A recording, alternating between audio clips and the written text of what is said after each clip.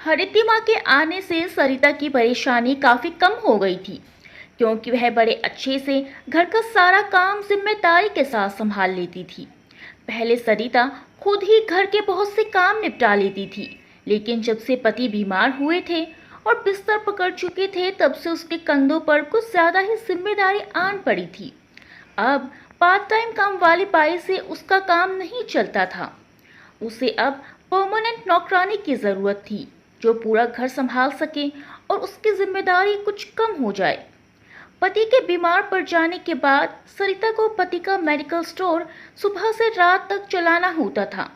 वह पूरे दिन बस मेडिकल स्टोर पर ही व्यस्त रहती थी। दुकान में वैसे तो 3 नौकर थे, अधिकतर काम वही संभाल लेते थे। सरिता बीच बीच में थोड़ी देर के लिए खाना खाने और फ्रेश होने पर घर आती थी, लेकिन फिर भी सुबह 9 बजे से रात 10 बजे तक उसे मेडिकल स्टोर पर बैठना पड़ता था।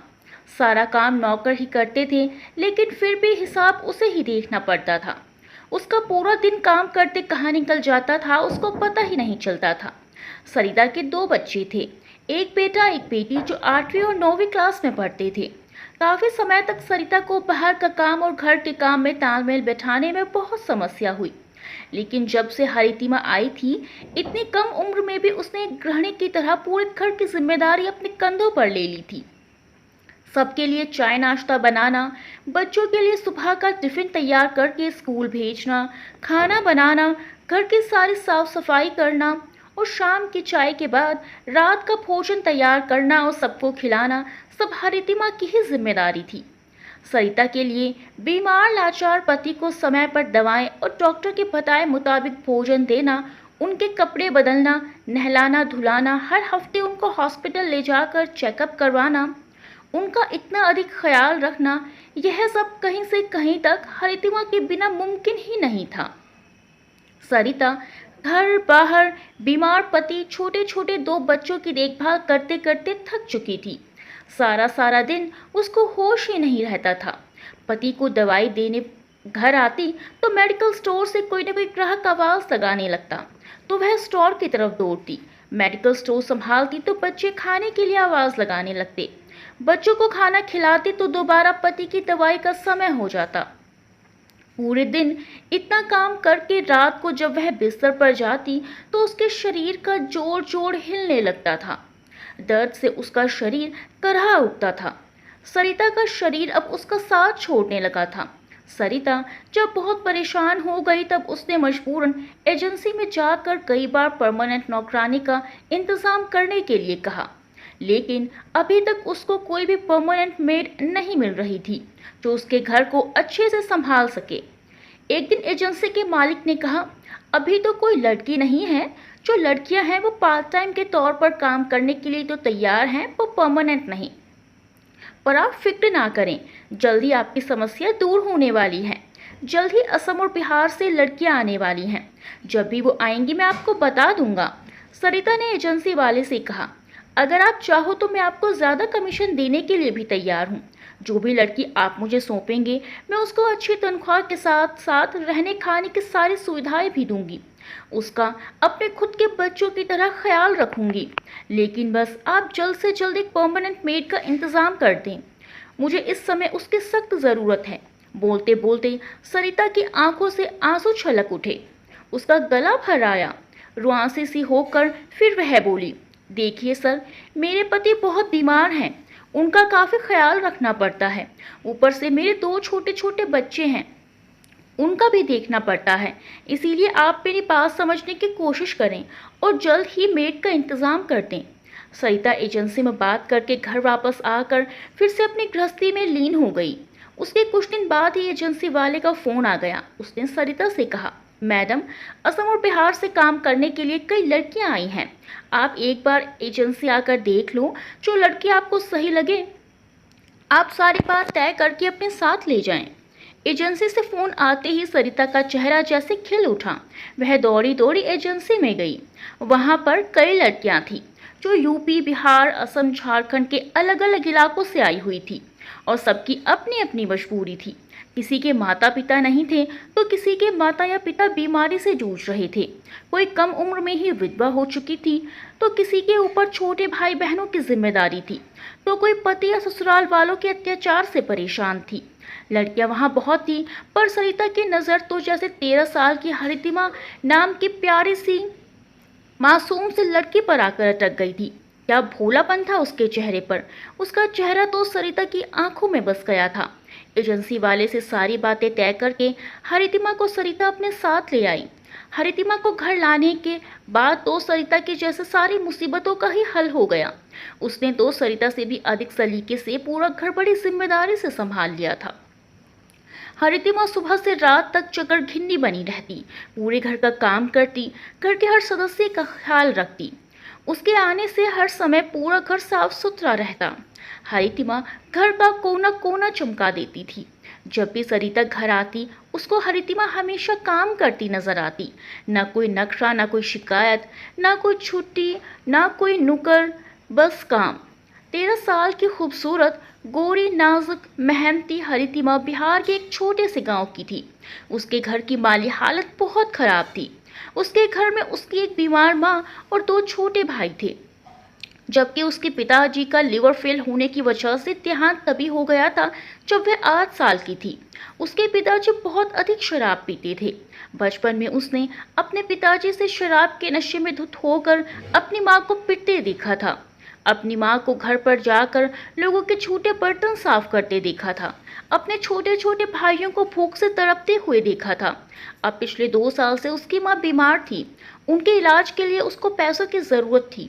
ऊपर से दोनों छोटे भाइयों की जिम्मेदारी भी अब उस नन्ही हरितिमा के ऊपर ही थी। जीवन के मुश्किल और सख्त हालातों ने उसको वक्त से पहले समझदार बना दिया था। अब वह अपनी माँ की जगह काम पर जाने लगी थी, परंतु वह जिस घर में जाती लोग उसको गलत नज़र से देखते और काफ़ी लोग तो पूरे महीने काम करवा कर महीने के अंत में बच्चा समझकर वेतन भी नहीं देते थे, या देते भी तो बहुत कम, जिससे माँ की दवाइयाँ तो क्या, घर में खाने पीने की चीज़ों का इंतज़ाम करना भी मुश्किल हो जाता था। इसीलिए हरितिमा ने बिहार से बाहर जाकर 2 पैसे कमाने की सोची और इस तरह भाग्य ने उसे पहुंचा दिया सरिता के घर, जहां आकर हरितिमा ने अपने सूझबूझ का परिचय देते हुए पूरा घर संभाल लिया था। वैसे तो सरिता पूरा हफ्ता व्यस्त ही रहती थी, लेकिन रविवार को जब मेडिकल स्टोर बंद रहता तब सरिता उससे बात करती, उससे पूछती और कहती, किसी चीज़ की कोई ज़रूरत हो तो बेझिझक बता देना, खाने में जो पसंद हो बनाकर खा लिया करो, यहाँ तुम्हें किसी तरह की कोई भी रोक टोक नहीं है। हरितिमा को पढ़ने का शौक था। सरिता उसके लिए किताबें भी ला देती थी। पति रतनलाल के एक के बाद एक 2-3 बड़े ऑपरेशन हो चुके थे। उन्हें आराम और देखभाल की सख्त जरूरत थी, परंतु सरिता अपने पति के कमरे में कम ही जाती थी। कमरे से आती दवाओं और गंदगी की बदबू से उसे उबकाई आती थी। पति की ऐसी बुरी दशा देखने का भी उसका मन नहीं करता था। सो धीरे धीरे उसने पति से दूरी बना ली थी, यहाँ तक कि अपना कमरा भी अलग कर लिया था। रतनलाल बिस्तर पर लेटे रहते थे। काफी समय तक तो उनके मलमूत्र का मार्ग बंद कर प्लास्टिक की थैलियां लटका दी गई थी। उन्हें साफ करने का काम पहले तो एक नर्स किया करती थी, बाद में रतनलाल खुद करने लगे थे, लेकिन अब हरितिमा ने इस जिम्मेदारी को संभाल लिया था। सरिता को लगता था कि उसके पति की जिंदगी एक तरह से खत्म ही हो चुकी है। उन्हें बाकी जिंदगी बिस्तर पर ही गुजारनी है। ठीक हो भी गए तो पहले जैसे नहीं रहेंगे। यही सोचकर सरिता ने अपना कमरा अलग तैयार कर लिया था। पति के कमरे में ना रहकर वे अलग कमरे में रहने लगी थी, जैसे मानो उसका पति से कोई लेना देना ही ना हो। अपनी ज़रूरतों के हिसाब से सब कुछ भी उसने अपने कमरे में ही रख लिया था।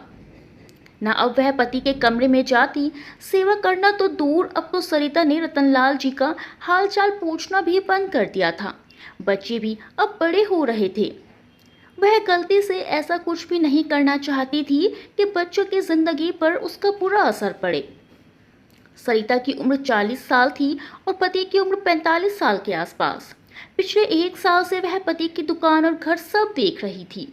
मेडिकल स्टोर और बच्चों की जिम्मेदारी तो वह अभी भी उठा रही थी, परंतु पति की जिम्मेदारी से उसने पूरी तरह मुंह मोड़ लिया था।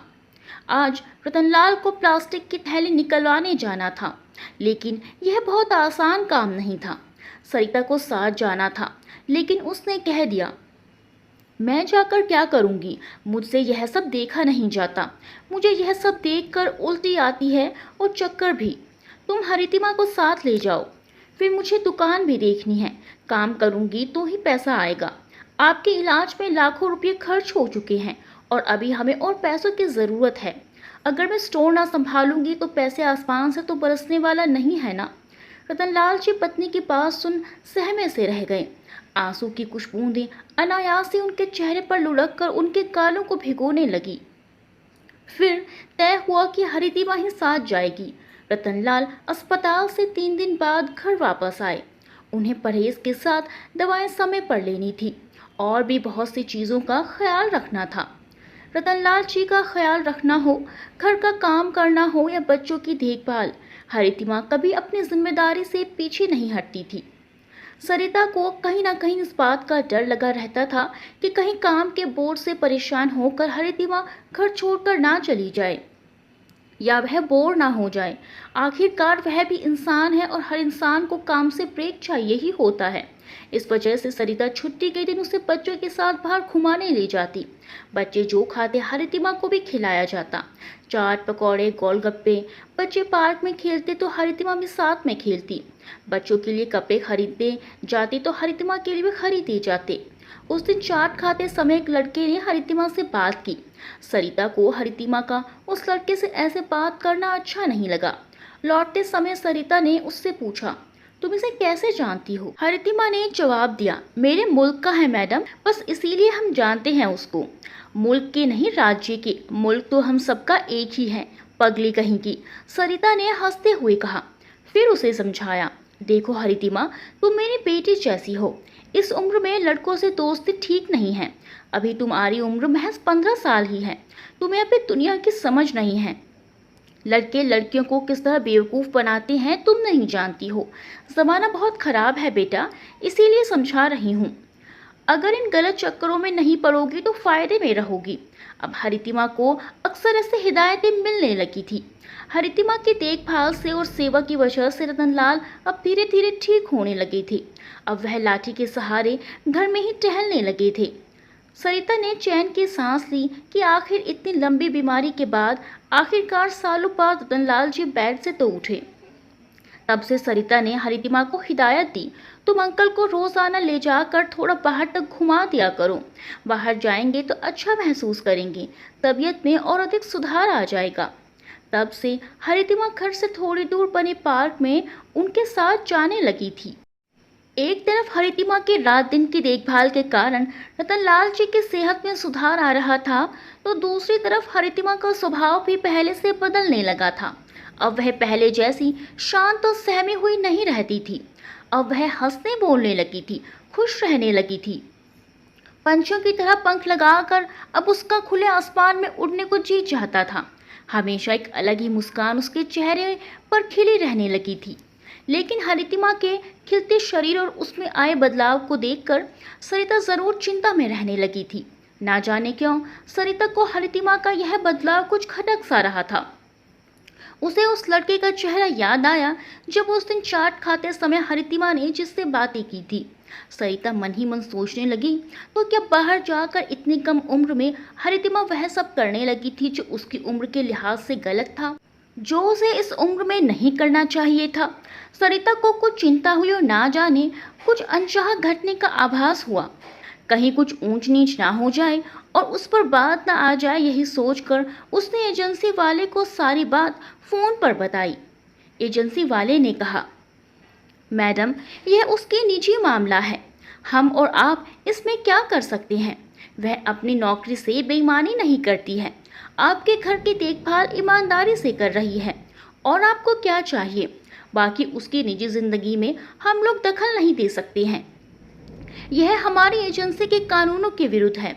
वह बस अपना काम अच्छे से करे, इससे ज़्यादा हमें किसी बात से मतलब नहीं। सरिता को लगा कि एजेंसी वाला ठीक ही कह रहा है। फिर हरितिमा उसकी ज़रूरत बन गई थी, क्योंकि उसने सरिता के घर और पति से लेकर उसके बच्चों तक की सारी जिम्मेदारी संभाल ली थी। उसने सोचा कि अगर मैं हरितिमा को निकाल भी दूं और दूसरी लड़की ले भी आऊं, तो ज़रूरी नहीं कि दूसरी लड़की इतनी ईमानदार हो और मेहनती हो और इसकी तरह मेरा घर संभाल ले। इसीलिए जैसा चल रहा है उसने वैसा चलते रहने दिया और अब उसने हरितिमा को ज़्यादा रोकना टोकना भी छोड़ दिया था। सरिता इस बात को भूलने की कोशिश कर रही थी। 2-4 दिन ही गुजरे थे कि सरिता ने हरितिमा को उल्टी करते हुए देख लिया। सरिता तो जैसे घबरा ही गई। उसने प्यार से हरितिमा के सर पर हाथ फेरते हुए कहा, तुमने आखिर बेवकूफ़ी कर ही दी।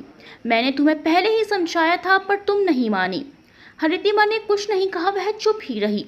हरितिमा की चुप्पी सरिता को गुस्सा दिला गई। चुप रहने से काम नहीं चलेगा, सरिता ने गुस्से में कहा। मैं इस हालत में तुम्हें काम पर नहीं रख सकती हूँ। अभी इसी वक्त तुम निकल जाओ मेरे घर से, निकल जाओ मेरे घर से। हरितिमा रोने लगी। उसने सरिता के पैर पकड़ते हुए कहा, मैडम गलती हो गई, मुझे माफ़ कर दीजिए। आप ही कोई रास्ता निकालिए। मैं इस घर को छोड़कर कहीं नहीं जाऊंगी। सरिता को गुस्सा तो था, लेकिन हरितिमा की ज़रूरत भी थी। उसने हरितिमा को अपने परिचित डॉक्टर को दिखाया। 5,000 रुपये लेकर डॉक्टर ने उसका इलाज कर दिया। सरिता ने फिर उसे डांटा, समझाया और दोबारा ऐसी गलती ना करने को कहा। रात में खाना खा लेने के बाद सरिता ने उसे अपने पास बैठाकर बड़े प्यार से पूछा, कौन है वह? चाट पकौड़े की दुकान में मिला वह लड़का? हरितिमा तब भी चुप रही। सरिता समझ गई कि यह बताना नहीं चाहती, इसीलिए सरिता ने आगे इस बारे में कोई भी सवाल करना उचित नहीं समझा। वो चुप होकर अपने कमरे में सोने के लिए चली आई। इधर रतनलाल की ठीक होती तबीयत अचानक फिर से बिगड़ने लगी थी। उन्हें फिर से अस्पताल ले जाया गया। डॉक्टरों ने हालत गंभीर बताई। जिस कैंसर से वे उभर चुके थे, वही कैंसर उन्हें पूरी तरह अंदर ही अंदर खोखला कर चुका था। हॉस्पिटल में एडमिट होने के दौरान भी सारा समय हरितिमा ही उनके साथ रही थी। सरिता बीच में 1-2 चक्कर लगा देती थी। उस पर भी वह आती तो इतनी पति के बेड से दूरी पर ही खड़ी रहती, जैसे रतनलाल कोई अछूत हो। उनको पत्नी का ऐसा रवैया देखकर दिल में जैसे खंजर से चुभते थे। कई दिनों तक रतनलाल जी हॉस्पिटल में जिंदगी और मौत की जंग लड़ते रहे, दर्द से कराहते रहे। अंत में यूं ही तड़पते तड़पते अस्पताल में ही रतनलाल की मौत हो गई। उस दिन सरिता फूट फूट कर रोई और हरितिमा अकेले में अपनी रुलाई रोकने की कोशिश करती रही। अब पति के अंतिम संस्कार की सारी रस्में निपट चुकी थी। सरिता की जिंदगी भी अपने ढर्रे पर आ चुकी थी। बच्चे अपनी पढ़ाई में लग चुके थे। दुख की परतें अब छटने लगी थी। सरिता ने भी खुद को संभाल ही लिया था। जिंदगी एक बार फिर से नॉर्मल हो गई थी। तभी फिर सरिता को हरितिमा में वे सारे लक्षण दिखे जो पहले दिखे थे। इस बार सरिता से चुप नहीं रहा गया।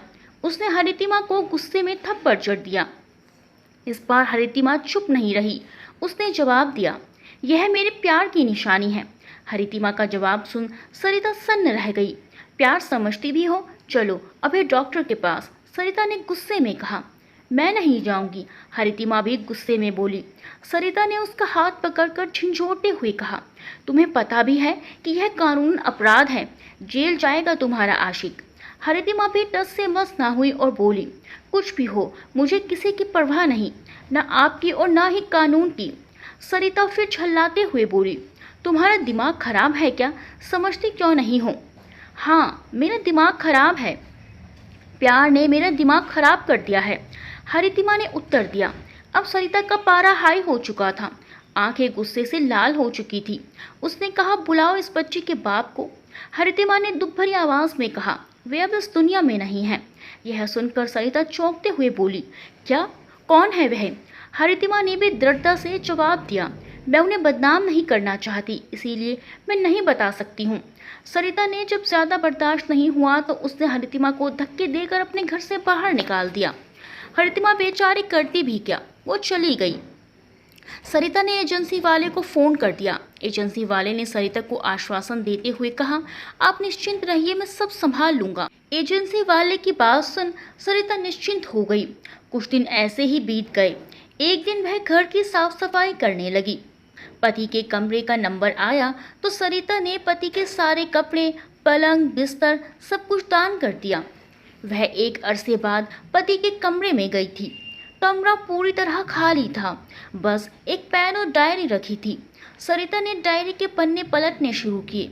कुछ जगह हिसाब लिखा हुआ था, कुछ कागजों पर दवा लेने की नियमावली। एक पन्ने पर हरी स्याही से लिखा था हरितिमा। यह नाम पढ़कर वह चौंक गई। डायरी उठाकर वह अपने कमरे में ले आई। उसने अपने कमरे में जाकर हरितिमा के बाद पढ़ना शुरू किया। मेरी प्यारी सरिता, मुझे आज भी याद है वो दिन जब तुम और मैं छुप छुप कर कभी पार्क में तो कभी किसी रेस्टोरेंट में मिला करते थे। कितने मज़े के दिन थे। और तुम्हें याद है वह दिन जब उसी रेस्टोरेंट में मेरे ताऊजी भी आ गए थे और कैसे हम दोनों की सिट्टी पिट्टी गुल हो गई थी और जैसे नज़रें बचाकर हम वहाँ से भागे थे। और फिर जब हम दोनों ने अपने अपने घर बताया कि हम दोनों एक दूसरे से प्यार करते थे तो कितना हंगामा हुआ था। तुम्हारी मम्मी ने तो तुम्हें थप्पड़ तक जड़ दिया था, लेकिन हम दोनों ने हार नहीं मानी और आखिरकार घर वालों को मना ही लिया। फिर भगवान की दया से वे दिन भी देखा जब तुम और मैं एक हो गए। हम दोनों कितना खुश थे। पाँव जमीन पर ही नहीं पड़ते थे तुम्हें पाकर। दोनों बच्चे हुए तो लगा कि दुनिया की हर खुशी मिल गई मुझे। बस अब और कुछ भी नहीं चाहिए। कितने सलीके से हम दोनों अपना घर संजो रहे थे। फिर अचानक से पता नहीं इस बीमारी ने मुझे अपनी चपेट में ले लिया। बीमारी क्या आई, तुम्हें मुझसे दूर ले गई और तुम मुझसे कब इतना दूर होती चली गई इस बात का एहसास शायद तुम्हें ना हो, पर मुझे एक एक पल में हजार हजार बार होता था। जिस वक्त मुझे तुम्हारे प्यार की ज़रूरत थी, सबसे ज़्यादा तुम्हारे साथ और देखभाल की ज़रूरत थी, उस वक्त तुमने खुद को मुझसे दूर कर लिया। तुम मुझसे दूर चली गई, मेरे दोनों बच्चे मुझसे दूर चले गए, यहाँ तक कि मेरे अपने शरीर ने मेरा साथ छोड़ दिया। मेरे पास बस कुछ पता था तो वह थी हरितिमा। एक वही थी जिसने मेरी अंतिम सांस तक मेरा साथ नहीं छोड़ा। सरिता, माना कि 15 साल की लड़की से प्यार करना गलत है, लेकिन इस अपराध के हिस्सेदार तुम भी हो। मैं बीमार क्या हुआ, तुमने मुझे मरा ही समझ लिया। अपना कमरा तक बदल लिया, मेरे कमरे में आना, मुझसे मिलना तक बंद कर दिया। मेरे दिल पर क्या गुजरती होगी तुमने सोचा है कभी? लेकिन तुम तो जिम्मेदारियां निभाने में लगी थी।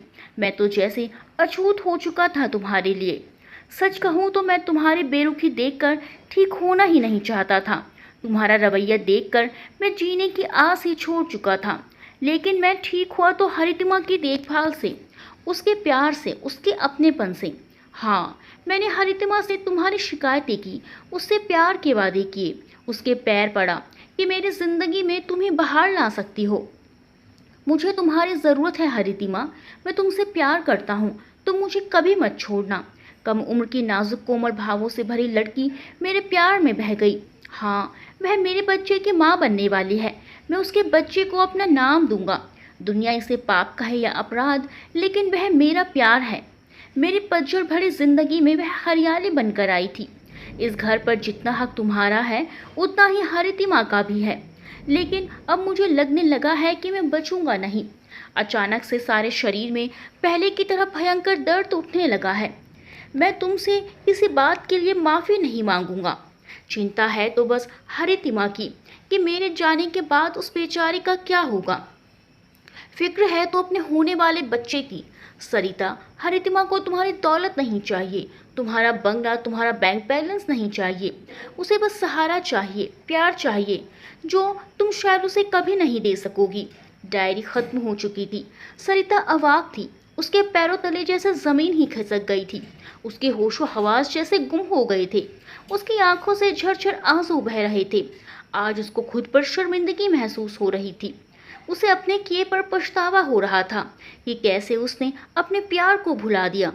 क्यों उसने अपने देवता समान पति से दूरी बना ली थी? क्यों वह अंतिम दिनों में भी उनके साथ नहीं रही थी? किस तरह अकेला छोड़ दिया था उसने अपने पति को बीमारी लाचारी की हालत में। हाँ, वही जिम्मेदार है अपने पति की बेवफाई के लिए। इसे बेवफाई कहें या अकेले टूटे हुए इंसान की ज़रूरत। सरिता को अब उसी एजेंसी से दूसरी लड़की मिल चुकी थी। उसने पूछा, तुम हरितिमा को जानती हो? नहीं मैडम, एजेंसी वाले जानते होंगे, लड़की ने जवाब दिया था।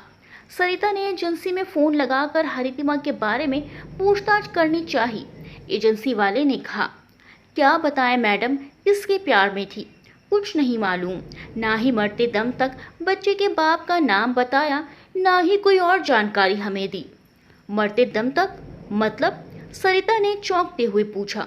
एजेंसी वाले ने बताया, हरितिमा बच्चे को जन्म देते समय ही मर गई थी। क्या? सरिता चौंक गई। और बच्चा? वह अनाथालय में है।